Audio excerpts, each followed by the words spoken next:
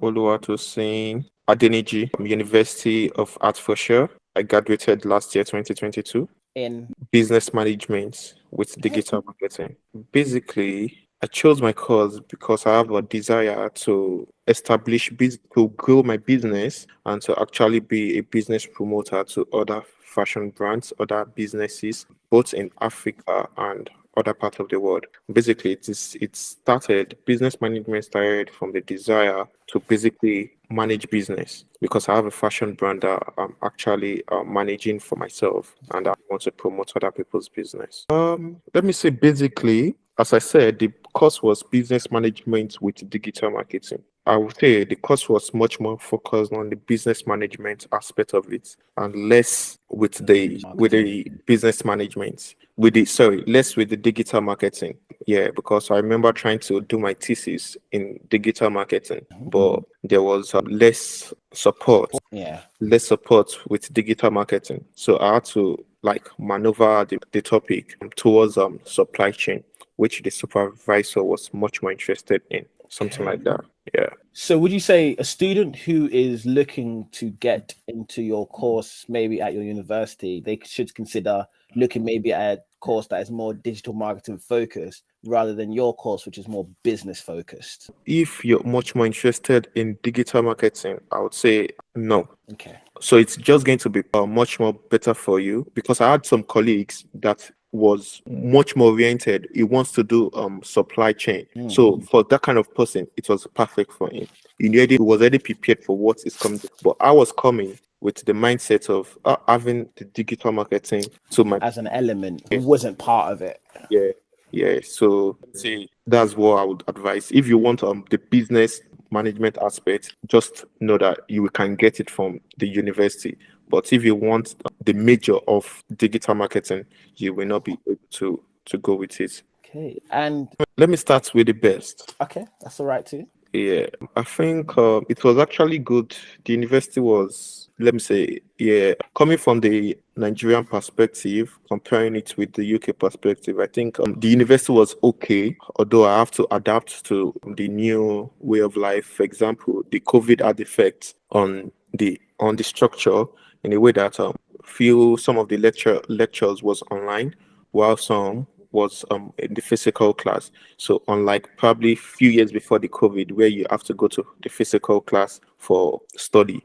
So let me say it had a positive effect because I was able to work and still study, and I was able to still stay at home and still study. For example, when I have online lectures, I stay at home to listen, to participate, and all that.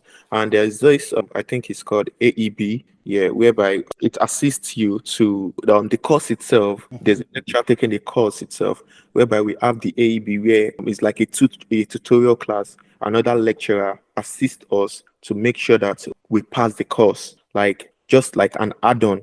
I don't know what I mean. So it's like a tutorial course, like a tutorial for after the lectures because so there's this other lecturer that will come like another day on the timetable, yeah, to just take us through what the main lecturer Was that a seminar? like a seminar. Okay. We have the seminar. We still have that. Then for international students, we still have these that enables us to understand. For example, Nigerian, we understand the English. We are being taught in English from Nigeria, but some other countries, we need other international students. They get this English tutorial Extra. extra just to enable you to understand what is being taught. And yeah, I think I'm correct. We even have a certificate for it to make sure that you attend the class. Yeah, once you attend the class and you meet the minimum attendance requirements, you participated and you studied it in English, something like that. Like Just to clarify, so you have your lecturer, your seminar, and there's an extra class for the student who may need more help learning it in English. And if they go to these sessions, they get like a certificate to say, I've learned this in English and I understand. Yes. Okay. Was that beneficial? Yes, it was. That's a good one for that. I really appreciate that. Anything else that was really good about Hertfordshire? This is off academics, shouldn't just be like academic. It could be anything. So this is university as a whole. Yeah, I can say the transport system was okay. Yeah, like once like getting to Edgewell, it's actually easy to just get the bus that will take you from the Edgewell down to the uni, and it's I think there's a discount for that for students. Once you have your ID, you get a discount for that. I think that is actually a good one. Even like, yeah, it makes it much more convenient for you, but you have to come with your ID. If you don't have your ID, you won't get the discount.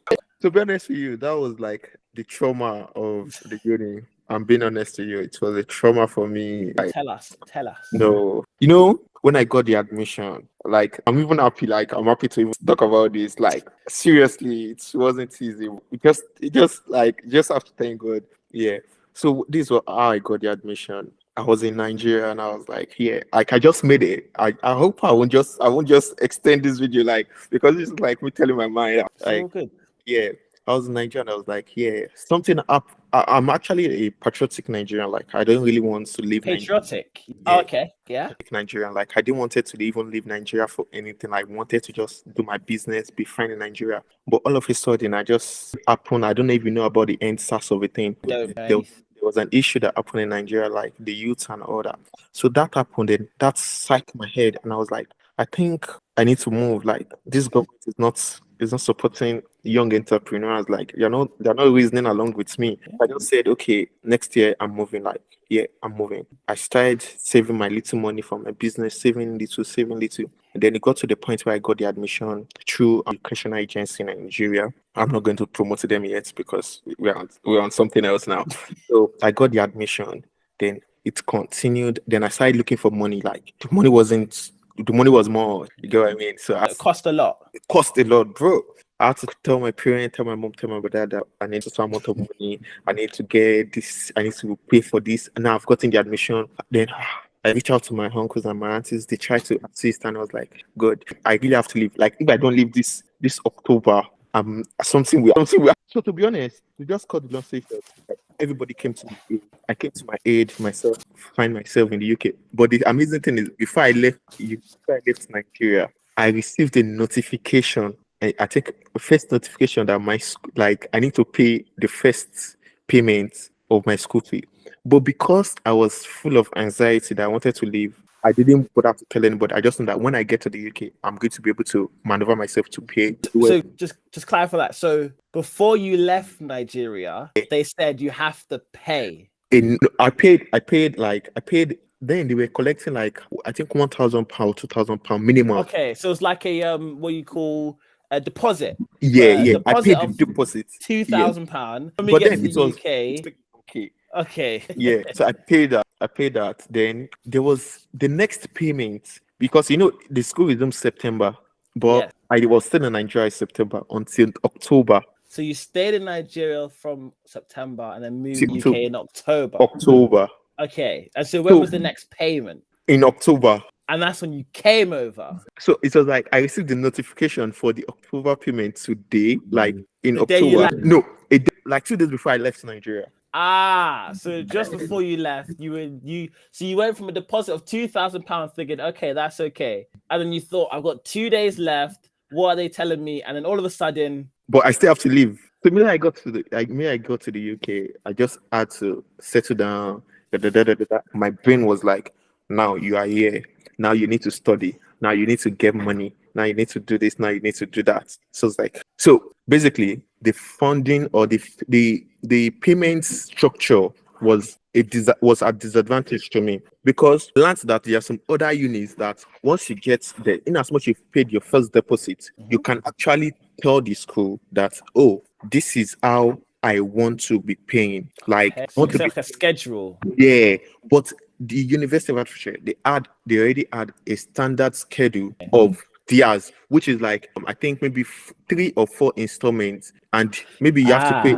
Yeah, so that was like it. So you couldn't negotiate. Oh, so like the UK structure, you would pay. We pay. Well, we don't technically. If you borrow a loan, you would pay for each semester in 3 different blocks. Whereas an international student, you're saying. In other universities, you can say, look, I don't have a £3,000, £4,000, £5,000 today, but if you have like a monthly or weekly payment, I could pay it off. Hertfordshire said, well, no. You pay it like everyone else. So I'm going to need that 5,000, however much today. Yes. Okay. So that was disadvantage. So let's like some of my colleague, I know some of my colleague that because it was already becoming a problem for them, they just stepped back from the uni. They dropped out. You get what I mean? So it was a challenge for those people. So one thing that I would always like, let me say the tuition fee it's going to be better if it can be flexible. Let me use that word. Yeah, flexible. Because if the way it is, it's kind of rigid. But I'm going to say this because I think after we came in, they tried to reschedule the mode of payment in a way that you now have to pay about £3,000 before you leave as deposits. Okay, so they increased the deposit, or you could. Yeah, I think either to 3,000 or 5,000. Jeez. Yeah, so it was like, for me, it wasn't easy. So now just imagine for somebody that has to pay like 5,000 or 3,000 before you straight leave. away. Yeah. Then when you now get here every 3 months, or you have to be paying the fixed amounts that you have to pay. If not, you won't be able to submit your assignment. You won't be able to swipe your ID that you were in class. So you just cut off. Bro. It was you. And once you cut off, you start receiving messages like, where's my money? Leadership. Then it will be affecting you mentally. Okay, so that's where it gets a bit more serious. Yeah. So it's this thing of I received message like, you're no longer a student of University of Hertfordshire. Wow. I received that message just because I didn't pay at the appropriate time. So as a student, what does that do to your mental? Bro, it makes you like mentally sick. I'm damn serious, because I was like, me personally, I'm not even speaking for anyone or what will happen to somebody. I was mentally sick. I had to be working extra hours, which it was still affecting my mental, because on your BRP, you are not allowed to work more than 20 hours. As an international student, that's yes. Correct. So, and I don't know, because this is like a lesson to other people. Just look at where you're coming from and know if you'll be able to get funds from home. You get what I mean? Then you now being here, are you going to be able to call home to ask for fund? I received advice from different, like, I don't even know Peckham. Peckham, the area? Yeah, I received, I received some advice from some guys there, and they were like, bro, you just have to drop out. You just have to forget about it. You cannot pay the money. Where do you want to see the money to pay the government? Yeah, forget it. To drop out. Yeah, but because I have families here, I had to just speak out, and they just came to my head like, don't do this, don't do that, do this, do the right thing, send email to the university, keep sending the email. So they supported me financially, but how much more some people that don't even have one person in the UK. So would you say for you, it was, even though it really affected your mental health, you still had that UK support because you had still have the UK support, to be honest, because I'm going to be honest. But just imagine if I still went through the mental health, with my relative, how much more those that don't have. Yeah. So to be honest with you, it is. Yeah. So it's very difficult for international students if you don't have families here and you are not financially capable. So I'll tell you, if you're coming to University of Hertfordshire, make sure you are financially capable. Make sure you pay like more than the minimum amount of money that you are told to pay from Nigeria. So if the minimum is 3,000, please pay 5,000 before you leave Nigeria. If the minimum is 5,000, please pay 7,000. You off. If not, you'll be off and you will be mentally disabled. Okay. That's actually going to be my advice. And I think the uni tried to work on that, to be honest with you, because I think that's why they had to make the minimum requirements increased for international students. So they're not making the money of you paying it all up, put all in separate amounts. They said, okay, if you put the initial amount up first, then that means that monthly payments would be reduced. It should make it easier. Yeah. Okay. So that was your uni trauma. Yeah, that was the trauma. So that was the worst thing about studying. I swear, bro, that's it. Well, then, you know what? I would say that's probably, in reality, a good thing, simply because it shows that the actual uni life wasn't too bad. It was just the financials of trying to afford uni is different. And obviously, as an international student, it is different for you guys. As a UK born and bred student, we have a loan. So we don't even have to worry about paying our student loan, because it's paid for us and we pay back. That is something to know. So I appreciate you sharing that story with us today. Okay, let me say, I didn't live in the area. Where did you live? I live in London. So I was traveling. Every day? Oh no, our lectures was like 1 second. Wait, sorry.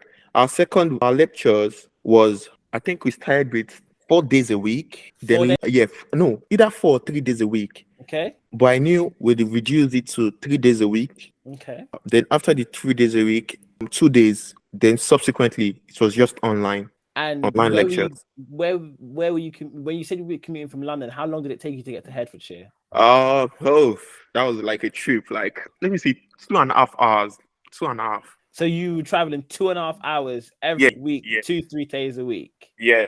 And what was it costability wise? What was that like? Because it must have cost a decent amount of money to keep commuting. It does. To be honest, I can't really calculate how much it cost, like in figures now, but I know it cost me a lot. So how much is like average ticket for a day to get there and back? Maybe a £50, maybe 30. Too much, too little. A day, maybe 20. So you spend about £60 a week, maybe on travel, maybe 80, depending on if you had 4 lectures. Yeah.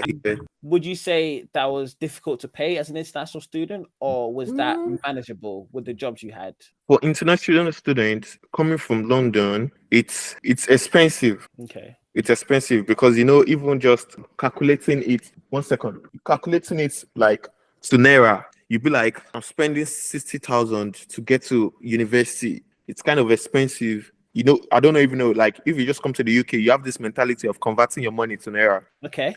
And you just be like, the money I just spent to go to and come back now is like 100K. Like, that's too much. That's too much. That's too much. This money can make you to survive in Nigeria for like 1 month or 2 months. And you spend it on travel. Let me ask, while you were commuting, do you feel like you missed anything as you weren't living in the area? I think the uni area is a boring area. Is it what, sorry? Boring. It's boring. Oh, there's nothing much to do in the area. Boring. I mean, comparing that to London, would you say London is more vibrant? Yeah, 100%. 100%. So for an international student, would you suggest them do what you did, or would you suggest them live in Hertfordshire? For international students, I would advise you not to stay in the school area. It's boring because it will even make you like, it's just even my uni in Nigeria is much more interesting than staying at Hertfordshire. You get what I mean?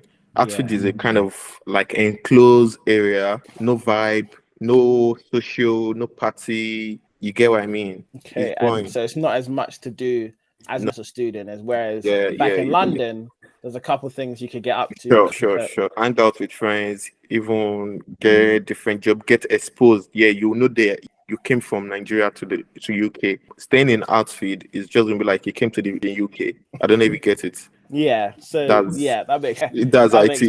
Let me say my advice is basically in regards to, I'll start with the finance. Try to money before you come, because if you don't come with enough money, you may find it difficult, and also you will find it difficult. Okay, let me say I know there are different type of Nigerians. There are some that, let me say, children of politician in Nigeria. You will find it easy. Like you don't have to go through financial stress. You get what I mean? You have the money already. So you just come in here to enjoy. You don't even need to suffer at all. You get what I mean? But if you are coming based on you yourself, like you're self-determined to make it easy for yourself, then you need to actually make sure you are okay before you come to the UK financially, so you can be able to achieve all your goals easily like that. Yeah, I think that's just going to be like the major advice I'm going to give. Then when you get here, just try as much as possible. Make sure you're having good friends that can actually enlighten you in the right way, because there are so many things. The same way there are so many bad things in Nigeria to do, but yet in the UK you even have worse. We have the gender issue, we have everything here. We have the religion issue, which is actually like that will be a culture shock to you when you get here. You get what I mean? So it's kind of that the issues you have in Nigeria compared to the issues you have in the UK, just know the UK isn't perfect as perfect as it looks like. They've got their own problems. There's what we call cultural diversity. Okay. That it's much more rampant here in the UK, unlike in Nigeria. Look at even the religion as an institution is much more, let me say, structured in Nigeria than here in the UK. Okay. You get it? So is it like more people follow one thing, whereas in the UK there's so many different pathways, so many different things you could go down, so many like in the UK there's so many things that can make you to actually lose focus. Okay, so many distractions. Yes, and it's not that, so it's now like you getting distracted depends on you, because you're not going to be forced to be distracted. So that's why I say you have to know like what you're doing. You have to be focused. And it's not that those things that are distracting you to the UK people is not bad. I don't know. They're used to it. But to you, coming from another culture, from another nation, it will look past to you. So you have to know what you like, how it's going to affect you personally. Okay. Yeah. So what advice would you give to students? We've actually given the advice for students to do with your course. The advice would be, if you're interested in business, the course is for you. Whereas if you're interested in digital marketing, you may want to choose a different pathway. Yes. Because business management, you get it. International business, good for you. But when it comes to digital marketing, I would say no. Stay out of the area. Yeah. Only if you are this, there are some people, they are bookie, they're in their books. They like to revise a lot. They like yeah. If you're that, then it's good for you. You can go. You can even get the school hostel. You can get the school accommodation. Good for you. But if you're the social, you get what I mean? Yeah. Extrovert. Yeah. At least if you want to move close to the uni and from the uni, I think there's this St. Albans. Okay. Yeah, there's a name. That place is like another area. That place, you can get your accommodation there.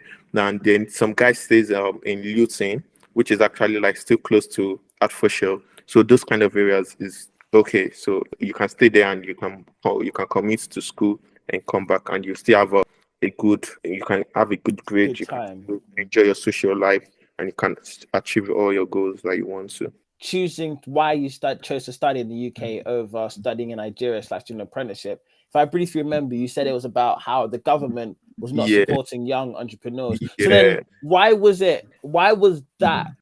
coming to the UK more beneficial in that argument? Just from my understanding. So you felt like because Nigeria wasn't supporting you as a young entrepreneur, did you feel like coming to the UK would give you that support, or was it about the education you came for? Why exactly did you actually choose to go to a different country and go to university? Because you could have just come to the UK and lived in the UK and tried to start your business, but then you said you want to live and do your business in Nigeria, meaning you still have that passion for Nigeria, but you felt like for that passion to get to a level where you would be happy with, you had to come and study in the UK.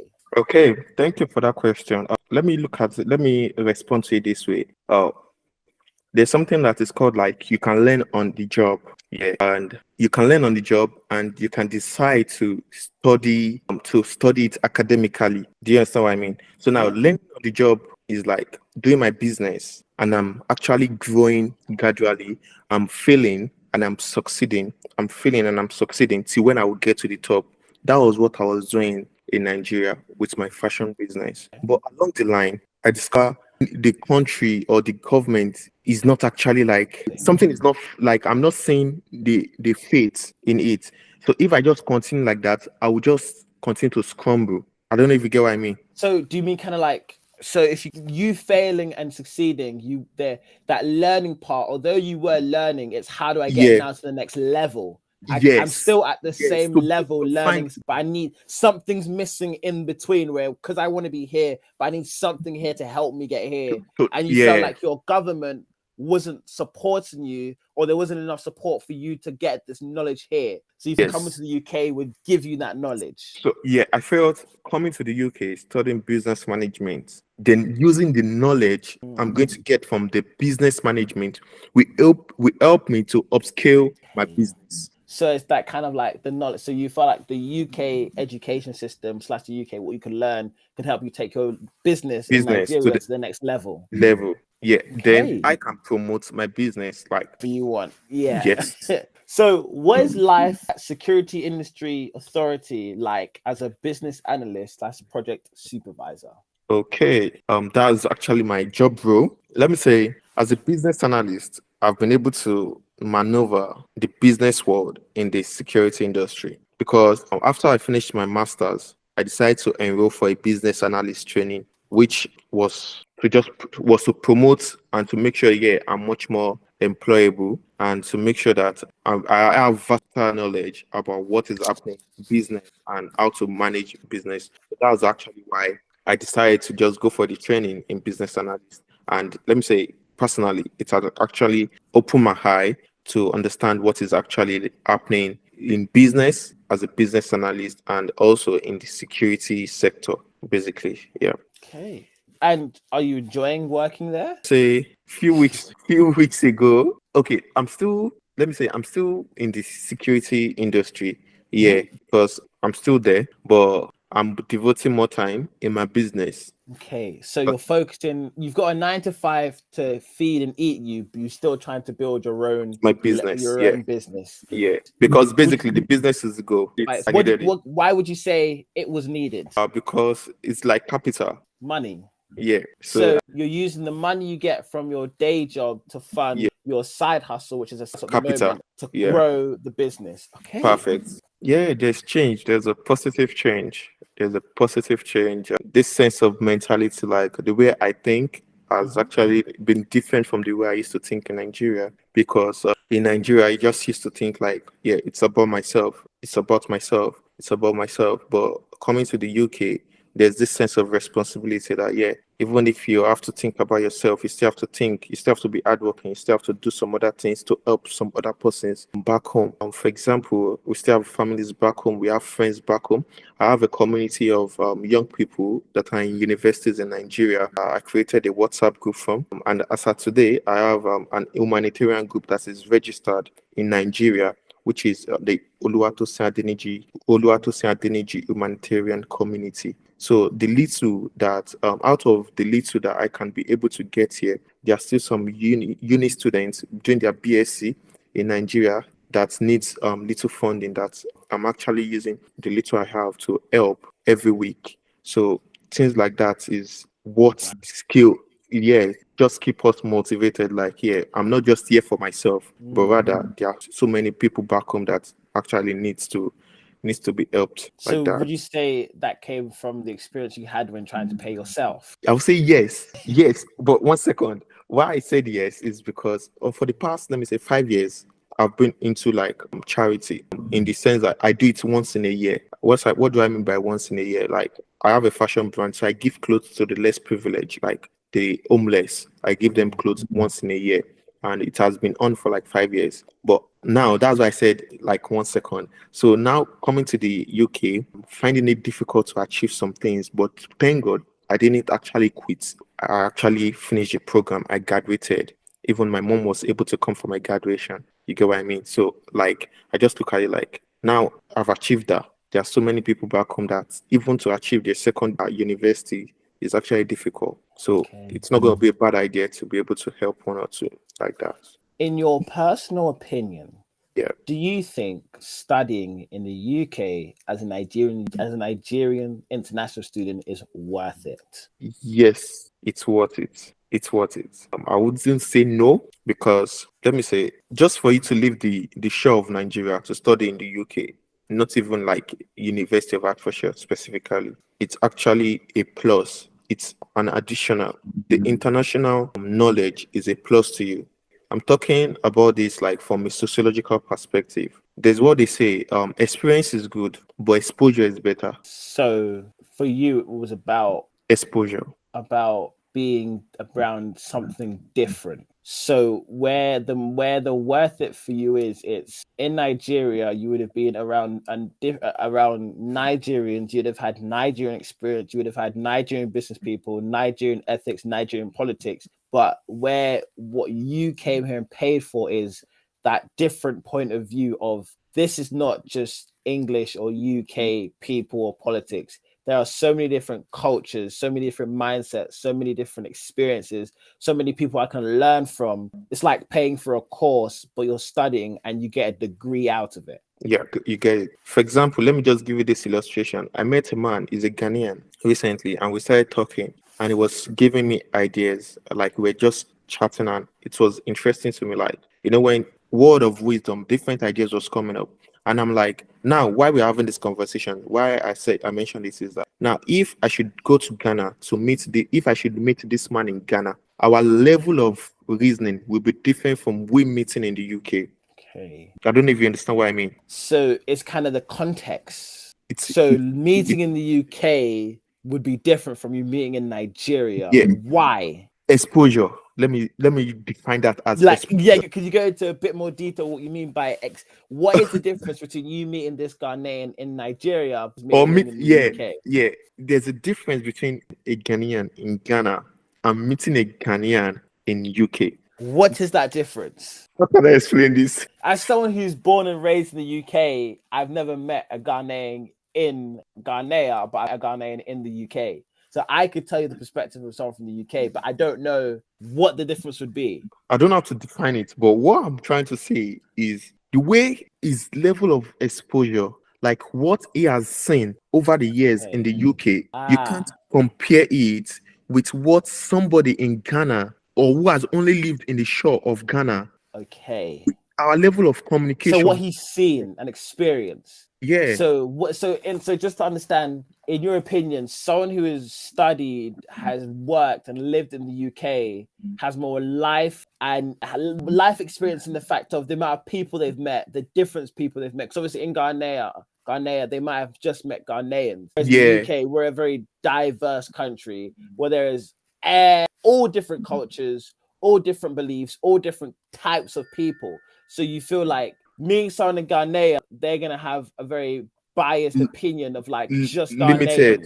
Yeah. Someone in the UK, because they've been exposed to so many different cultures, they're more likely to give a better knowledge, opinion and knowledge. Okay, all right. So that's what you feel like is worth paying for. So you're not paying exactly for your degree. You're paying for the knowledge of what you could get from all these different people and cultures. Perfect. Yes. Okay. Now, the $1 million question. If we compared the UK to Nigeria, what would you say is one thing the UK always beat Nigeria in and one thing Nigeria always beat the UK in? You can start with which one you want. Is it the weather? That counts. What would you say about the weather is unique to the UK? The winter. Expand, please. The winter weather, because it's freezing cold when it's in the winter. Very cold. And as a Nigerian or as someone that comes from Nigeria, you definitely feel the shock. I don't know how to explain that, but I remember when I was in Nigeria, like my cousin, when she comes to Nigeria and it's in the rainy season, and once it's just raining like that, I just rush to get my hoodie, rush to get my hoodie or my jacket just to keep warm in Nigeria, just because it's raining. And she'll be like, "This is not cold. This is not cold." I didn't understand it until when I came here and the weather changed around that November, December. Then I know that this is something you cannot experience in Nigeria. As in, you can't experience this cold in Nigeria. Like, it's just as if a Nigerian is living in the freezer. That's how I can explain it. Like, then now you can't. Okay, let me say you can experience Nigerian sun because we experienced like the heat wave. It was still different. It was the texture was different, but the winter cold, you can't compare it to anything in Nigeria. It's fully different. It's different. Then let me talk about the food. Nigerian, you can't compare Nigerian food. Okay, so this is one thing Nigeria will beat the UK in, the Nigerian food. Yeah, the food, I don't know, no matter how it's cooked it. In as much as only maybe all the ingredients, for example, maybe the vegetable from Nigeria today and you're cooking everything today. But if you're going to like buy it, it's not still going to be like the Nigerian food, that the taste, even the tomatoes is not the same. It's not the same. The pepper is not the same. Like, I mean, typical Nigerian food like pounded yam and egusi soup now. You can't have it the same you can't. Have you found any Nigerian shops that are able to replicate? Yes. I think there is one like that. I think it's called Tiwantiwa or something. Okay. Yeah, Tiwantiwa. Yeah. Then there's some online, like you can order them online. So yeah, if you order online, I think you should be able to order to get like a good one. But this is the challenge. Like, you can order one today and you have like from the same restaurants, like you have the same taste, like wow. I think you can get that because this happened to me. I think the shop or the chef actually just cooked the soup or the food today. So fresh. So it's fresh. But the next time we're ordering from the same place, it was nothing Not to write home about. So I was like, order it from the same place, but no, it wasn't. It wasn't. So that may vary. So, but you can just try in as much. If you can just try. But it's not like you saying, okay, I'm going to Nigeria today, and you meet yourself in Nigeria. Yeah, eating everything in Nigeria. Don't compare. It's not. When you came over, what were the biggest culture shocks as a Nigerian student? I think I'll still say the weather. The weather. Was there other culture shocks that surprised you about your idea of the UK before you came, that when you came, it kind of caught you off guard? Or do you think because you had family here, you kind of knew what it was like already in the UK? Yeah, I think that helped me. It helped me. Yeah, it did. It did. Yeah. There was no much culture shock like that. Was there anything else like, so that kind of the angle for those questions for Nigerian students who are looking to study in the UK, what are some pieces of advice you would give them other than the get your financials in hand, just for living and being an actual student? What can they expect as a Nigerian student? Okay, I'll say they should try as much as possible to involve in almost everything they can involve themselves in. Can you expand on what you mean by that? Yeah. So for example, how can I put it? Societies, or do you mean something else? I'm looking at how to put it. There's a way. For example, you can decide because you just came in, you don't want to eat the food. So potato. You don't. Yeah, you don't want to eat beans and potato, gravy, all this gravy, everything. Broccoli. I'll say just give it a try. You get what I mean? Like, partake in the UK culture. Yeah, participant observation. Just participate. Like, so you don't be as if you came to the UK and you came and you're going back and there's nothing different about. So have a story to tell in a way. Yeah, so you get what? Come to the UK and say, well, I tried this, I went here, I liked it, I didn't like it. Even though it may not look nice, you never know what it may contain. Are there any shops or types of food you think a Nigerian student has to try? Any food that caught you off guard, that tastes nice, that your initial idea of it wasn't nice? I don't really remember their names, like specific names for it. But once I see them, I understand. I know that, for example, this broccoli of a thing, I didn't like broccoli. Okay. Yeah, I didn't like it initially, and you'll be comparing it with our normal vegetable in Nigeria. It's not the same. It doesn't, but as long as after practice, after trying to eat it became good with it, and I can always have it. Yeah. When you want to shop, like if you just come to the UK, you want to shop, maybe Sainsbury's, Tesco, Lidl. Try to use the affordable ones. Like Lidl sells their products much more cheaper than Sainsbury's or Tesco. The same product you get, you can actually get it cheaper at Lidl, Audi, like that. So it's actually like a plus for you. Then there's this the Costco. Yeah. Costco, that's a coffee shop? No. Costco, supermarket. Yeah. It's a big one. It's a big one. Yes. Yeah, you buy like bulk. Yeah. So it's also good to like that. Would you also consider Tesco potentially? Yeah. But you have to be careful with Tesco because a Tesco Express is more expensive than a bigger Tesco. Yeah.